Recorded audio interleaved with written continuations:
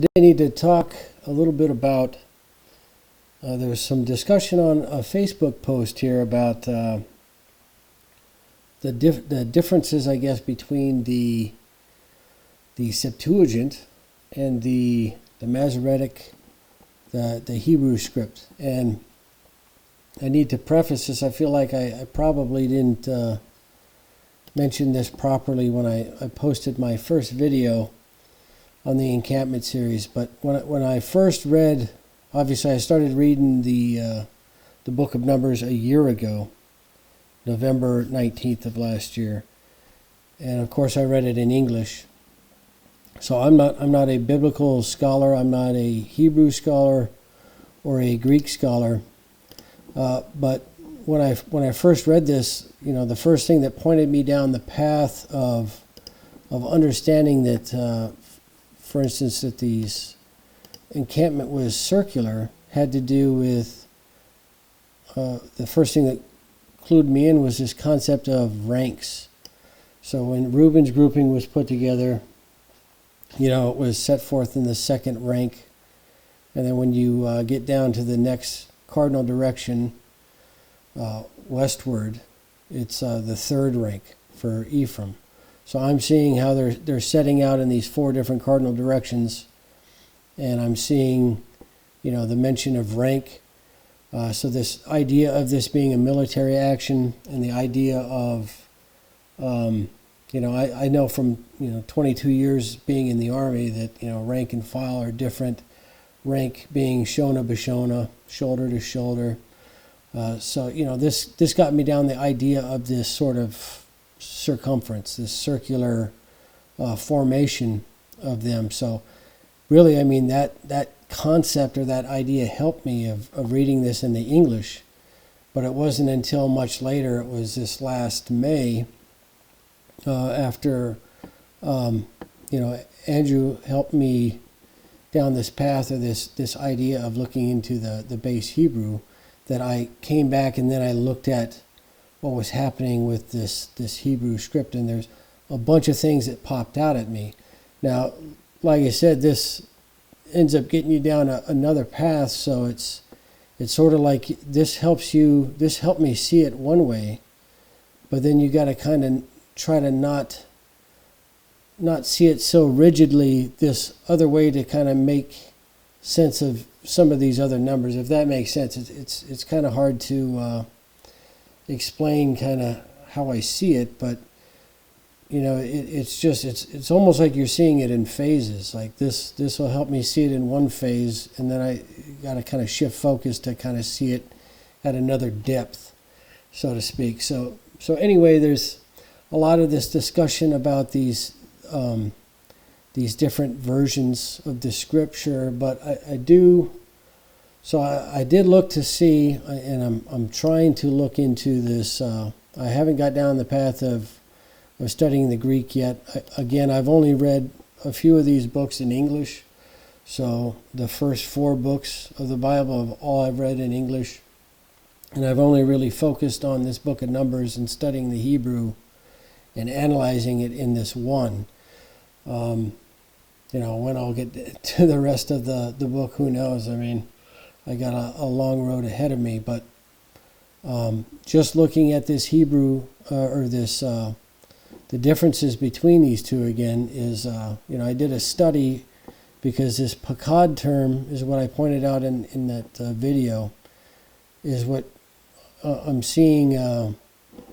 I'm seeing interesting things with this Paqad term. So I did a full-on sort of breakdown of everywhere that this particular term pops up, and it's primarily associated with any given number. You're going to get that mustard term, right? That Paqad, that which you could see as appointed or invested in, or all these different ways of seeing that. Visiting or inspecting is what the term is used in I see in the Greek, but it's the pay, kuf, anywhere those two are together, and then usually, almost in every instance, it has a dalet with it in the term. The only time it doesn't happen that way is going to be in 24:10 here, when it's Balak and in Balaam, and it's talking about slapping his hands together and being upset about him trying to curse him 3 times, but ended up blessing him.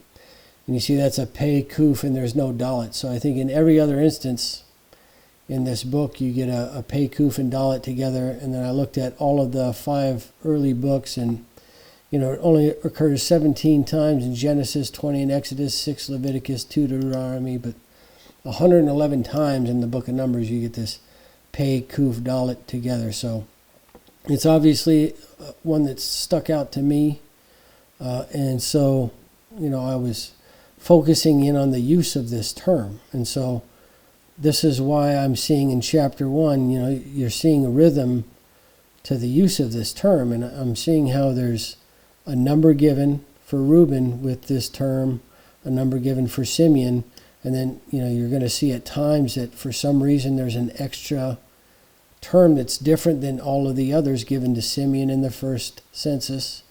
And then you're going to see when the numbers are given in chapter 2, there's a different term given for Issachar, Zebulun, and Reuben. It's singular instead of plural. And obviously, I'm already finding that I'm supposed to be grouping this, Issachar, Zebulun, and Reuben together based off of this ecliptic cross. And these are things that I'm already finding that I'm going back in the Hebrew based off of Andrew's guidance, and I'm finding details in this that I guess you wouldn't normally catch, just like the vav attached to these Paqad terms, as far as that this is where you're grouping and adding them together. So it's not only showing you the vav and telling you to connect these numbers into groups, it's showing you that there's a potential different group here to connect these terms. And then when you get into this chapter 3, when you look at the big debate over the Septuagint or the Masoretic, they point to this mistake that's been made in the recording of this by this number.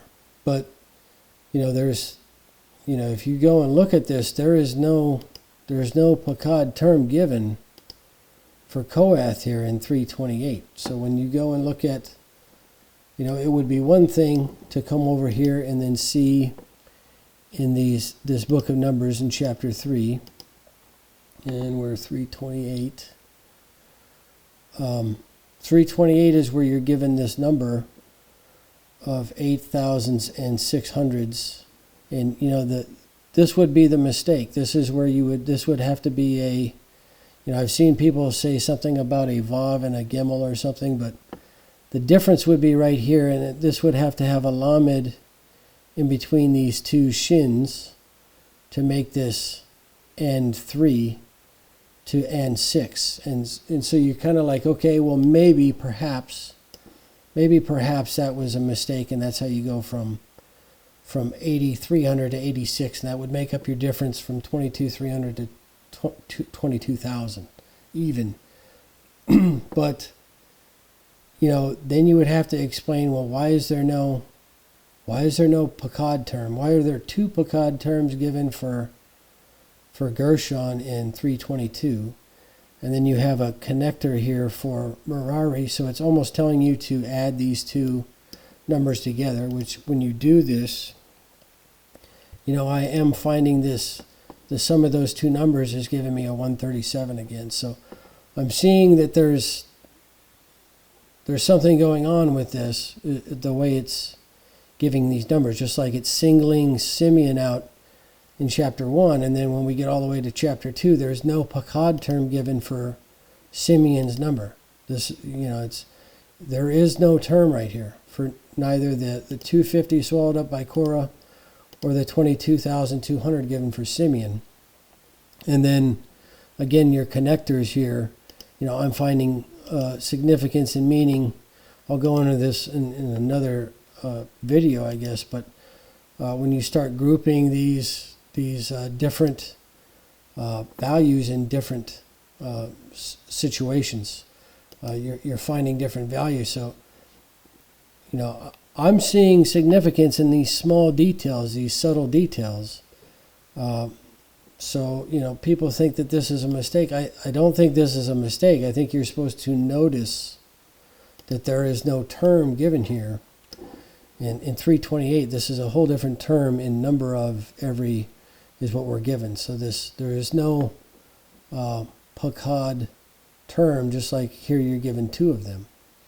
Paqad. And if we're going to look at the script, like say, let's go back and compare again our Numbers chapter 2,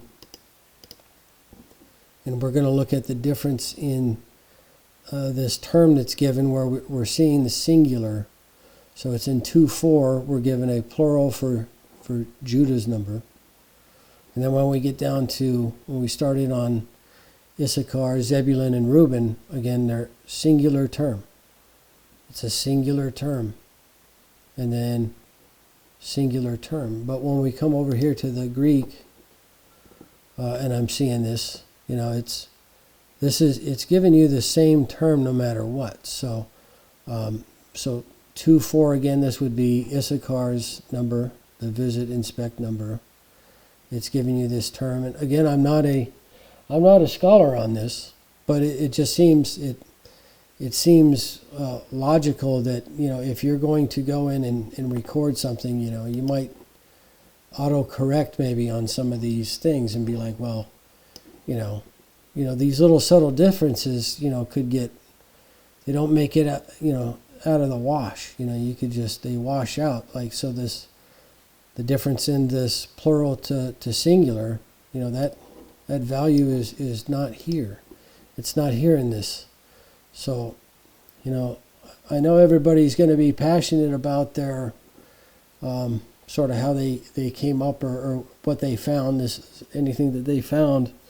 But I think that in this case, that passion and pride, got to maybe keep it in check, because, like I said, that's not to say that there's no value in this.